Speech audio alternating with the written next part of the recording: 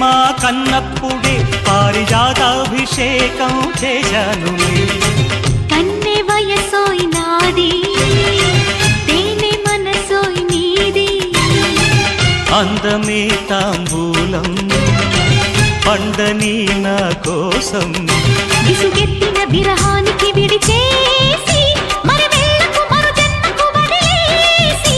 ఇదే సత్యమని స్వప్నమని బంధమని పాశమని రచించని కథ కడిలో బోలో కృష్ణ